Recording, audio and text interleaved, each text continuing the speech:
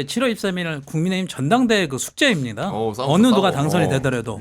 왜냐하면 내가 당대표가 됐는데 대통령 한 명 설득을 못한다? 그럼 본인 정치력이 없고 그다음에 자기 정치 일정표에는 이제 끝인 겁니다. 마침표 찍는 거죠. 다만 제가 봤을 때는 한동훈 비대위원장 같은 경우에는 설득을 할 겁니다. 네. 대통령을. 네. 아 그래도 뭐래도 하나 남기셔야 되는데 벌써 지금 시간표는 전반전 끝나고 후반전 가는데 뭐 우리는 지금 뭐 게임 많고 업적이 없어 업적이. 네. 뭘 할 거냐. 근데 대통령이 설득 당하는 게 아니기 때문에. 야, 이 새끼야. 이분이 2년을 겪어보니까 설득하러 들어오면은 경로합니다. 경로. 그러니까. 제가 이거 때리면 이거 안 된다 해서 못 때리는데 쾅쾅쾅쾅 아시죠? 이게 안 되는 분이에요. 제가 볼 아니 때는. 제가 그러니까 제가 말씀드린 건 뭐냐면 이제는 대통령의 시간이 아니라 이제 2026년 1년 반부터 2년 사이에는 정치 일정이 지방선거와 대선이 있기 때문에 맞아, 바로 이어져요. 네. 시간은 대통령 편이 아니라 민심 편으로 가는 거예요. 점점. 응.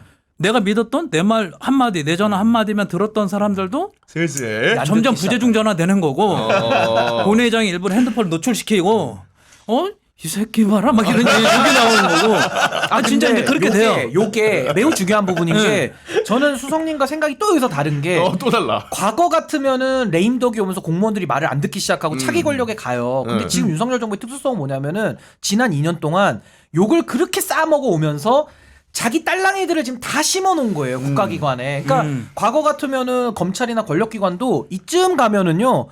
수사를 해야 되거든요. 입장 다른 얘기들이 나와. 당연하죠. 원래는. 이견이 네. 나오면서 뭐 TF팀 꾸리고 뭐가 나와줘야 되는데 지금은요. 모든 수사기관이 동시에 고요합니다. 거의 뭐 절간 같아요, 절간. 국민들은 이렇게 뒤집어지고 속이 막 열불이 나고 천불이 나가지고 거리에 뛰쳐나오는데 수사기관은 한없이 여유롭고 한가롭고 아무 일도 안 합니다. 그러니까 이게 국가기관을 이미 망가뜨려 놓은 상태에서는 우리 수석님 말씀하시는 대로 통상의 이건 이제 통상의 문법을 전제하고 말씀하신 건데 윤석열 대통령 체제에서는 이 통상이라는 게 잘 통하지가 않는 거 아닌가라는 우려가 저는 좀 듭니다. 자, 지금 두 분의 의견이 약간 엇갈리고 있는데 네. 결국 이용수 수석 입장 같은 경우에는 뭔가 새로운 당대표가 국민에 선출되면 반전의 모멘텀이 있을 수 있고 이게 협치의 계기가 될 수 있다 이런 얘기를 해주셨고 네네. 그 신인규 이제 대표 같은 경우에는 그런 기대가 상황이 없다. 아니다. 네. 이게 2년 동안 받지 않느냐 아무것도 안 바뀔 거다. 그렇지. 이런 비관적 전망을 했는데 대안 하나 제시해드릴까요? 네. 윤석열 대통령이 당정 소통 내지는 당이 대통령을 설득할 수 있는 방법은 딱 하나 있습니다. 뭡니까? 한동훈 절대 안 됩니다. 그러면 당이 이번에 지도 뽑잖아요. 무너뜨리고 비대위를 열어가지고 또 열어. 비대위원장으로 김건희를 모시는 거야. 그러면 당이 우위에 설 수 있어. 김건희 비대위원장을 하잖아요. 네. 당이 정부를 견인합니다. 그러면 당은 살지 몰라도 예. 농담입니다. 민주당이 외쳤던 탄핵이 민심의 횃불로 예. 바뀝니다. 그러니까 제 네. 말은 불가능한 걸 제가 예시로 들면서 그렇죠. 우스갯소리를 했기 때문에 그냥 불가능한 정말 안 불가능이다. 바뀔 것이다. 이런 예. 그 전제하에서 확신에 말씀하신 차서 거잖아요. 말씀드립니다. 예. 그래서 지금 국민의힘 전대에 모든 이목이 집중돼 있는데 어제 큰일 하나 있었잖아요. 그잖아요. 재밌어. 그 패스트트랙 공소 취소 문제로 한동훈 후보가 그걸 공개하면서 나경원 후보가 굉장히 난처한 상황이 됐어요. 근데 오늘 아침 기류가 확 바뀝니다. 어제 우리 장성철 수장님이 나와서 이게 아마도 변곡점이 될 거라고 얘기를 했는데 아니나 달라. 친윤계 의원들이 들고 일어났어요.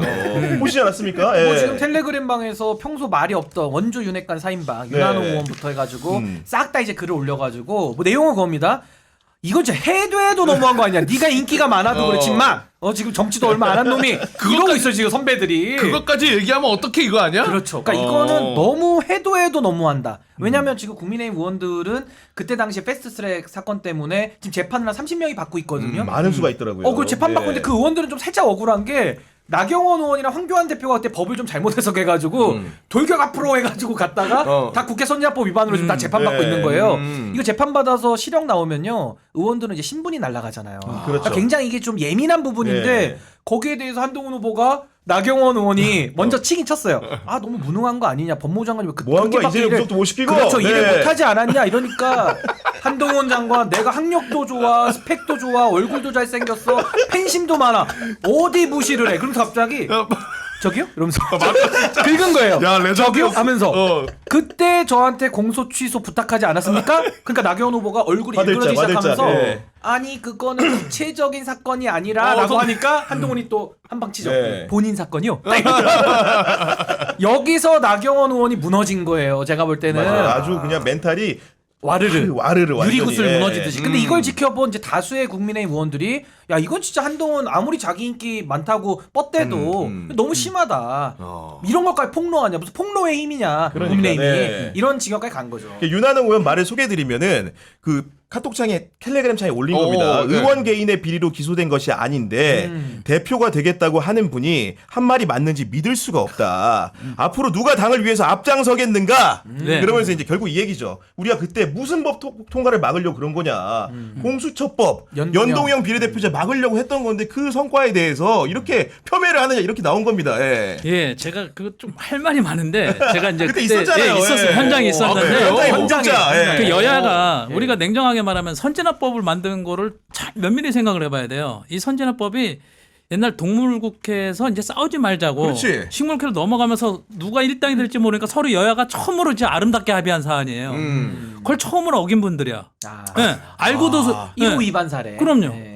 앞으로 이제 국회에서는 우리가 말로 하지 이제 폭력적인 언행을 하지만 저희 옛날에 머리도 뭐 질질 끌고 당겨봤는데 머리끄댕이를 잡았죠 그럼요. 그때는. 옛날에 저희가 야당 10년은 참 배고팠죠.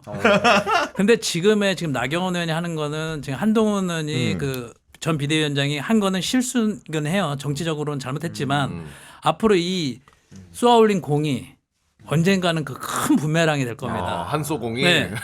지금 이 논리대로라면 우리 이재명 대표 억압했던 그 논리대로 하면 이 30명에 대해서 나중에 정권이 바뀌어서 뭐 공수처 같은 사정기관에 네. 수사를 할 때 니네 이거 왜 하는 거냐 보복이다 할 때 우리는 딱 한마디면 돼요. 우리가 해서 니네 전당대에서 나온 얘기지.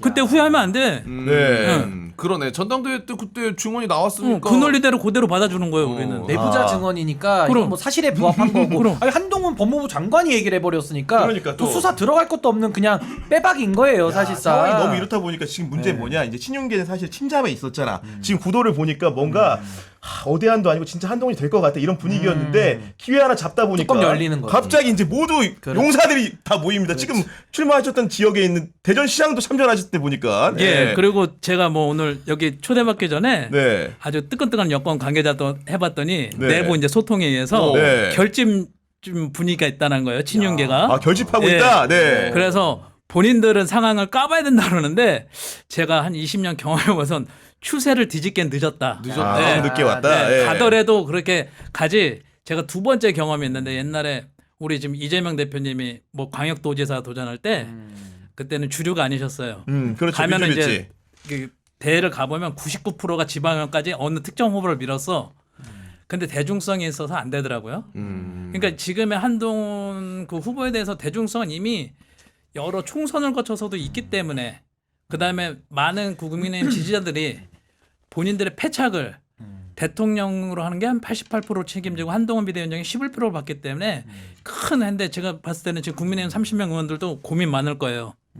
여기서 쿠데타 역전의 용사가 되냐 아니면 이럴 때 차라리 한동훈 라인에 이렇게 옛날 주경 야독 있지 않습니까? 네. 주경 야박처럼 네. 주는 야한이지. 그래서 이제 한동훈 위원장을 이제 DMZ를 건널지 안 건널지 봐야 되는데 제가 네. 봤을 때는 그렇게 양다리 타실 분들도 없지 않아 있을 거다. 아니 근데 저는 이게 국민의힘이 내부가 지금 참 재밌게 돌아가는 게 오늘 의원들이 다 들고 일어났잖아요. 겉에 네. 보면 한동훈 후보가 아주 큰 빌미를 제공을 해서 본인도 오늘 아뜨거 해가지고 사과를 해버렸어요. 오늘 맞아. 이 정도면은 지금 예. 분위기가 심각한 거거든요. 그렇지. 근데 과거와 이게 다른 게 뭐냐면은 지금은 전파 속도가 너무 빨라요. 그리고 게다가 이 극우 유튜버들 쪽에서는 원래 한동훈 씹고 있었거든요.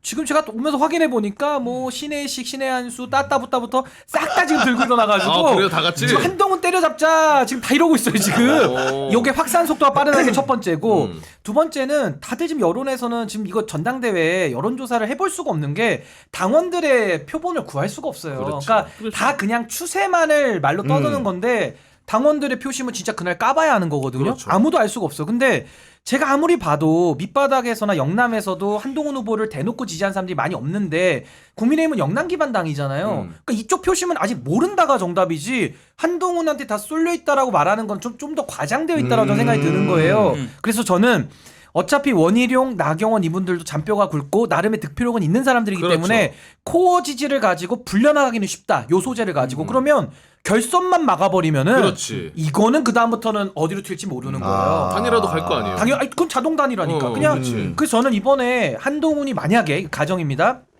49.99로 결선으로 간다. 네. 이렇게 되면 그 다음부터 저는 완전히 예측 불가 상황에 빠질 것이고 오늘부터 이제 윤한홍부터 해가지고 싹 다 의원들이 맞아요. 들고 나기 시작했잖아요. 이분들이 이제는 커밍아웃해서 노골적으로 이제 한동훈 후보와 네. 대결적인 언어들을 구사할 가능성이 매우 높다. 저는 그래서 결선까지 가봐야 된다고 여기서 봐요. 공개적으로 제가 나온 의원들 이름만 좀 불러드릴게요. 윤한홍 의원은 이미 말씀하셨고 네. 권성동, 열심히 김기현, 하셨어요. 열심히 그 합니다. 대통령 출신 강승규, 김태흠, 이철우, 홍준표.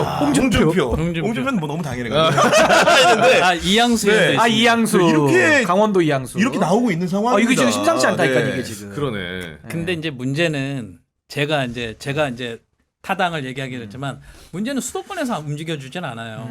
예를 들면 역지사지에 보면 이제 지방선거 앞두고 이제 오세훈 시장의 입장에 봤을 때 누가 당대표를 되는 게 본인의 정치 일정이 편할까라는 그 셈법이 들어가기 시작해요. 맞아요. 그러면 경기도에서 공석이죠. 지금 보시는 건 유턴이에요.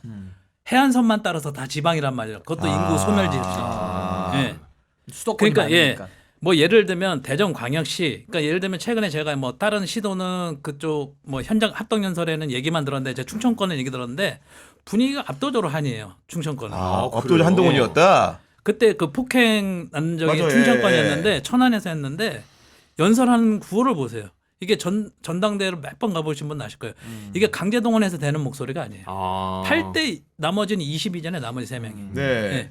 그럴 땐 분위기는 흘렀다. 예. 분위기를 바꾸긴 어렵다. 우리 곽수환 씨는 지금 이렇게 우리 전언을 다 들었는데 종합적으로 봤을 때 한동훈 후보가 위태한 것 같아요? 아니면 이것도 그냥 그게 아니고 무조건 한동훈 된다고 생각하는 거예요?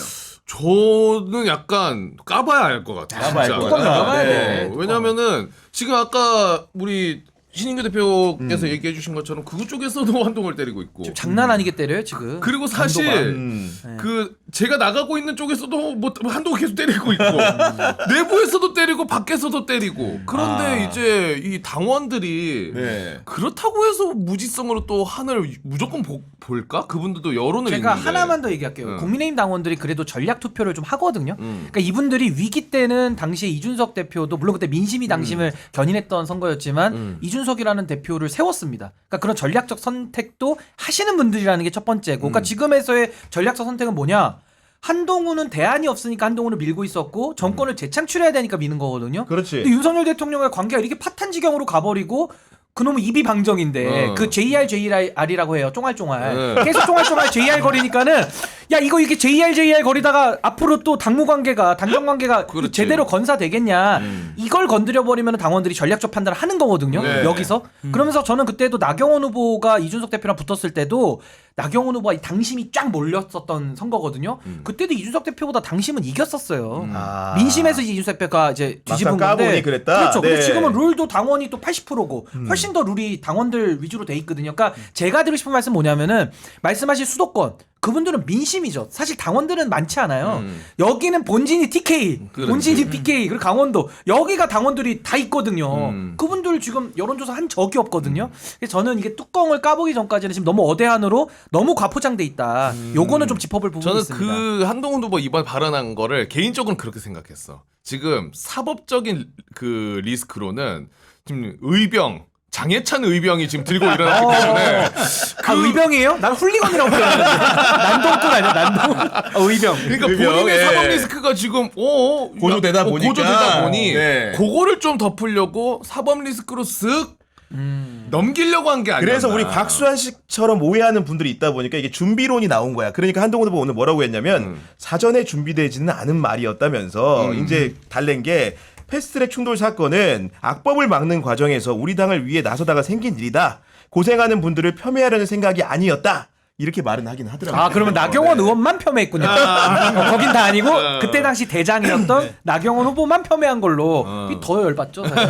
근데 이거는 사과가 좀 의미가 많이 없는 게요. 사실 이거는 범법 위반 행위 내지는 굉장한 그 사법거래라는 거는 국민들 정서에 굉장히 안 좋은 사유잖아요.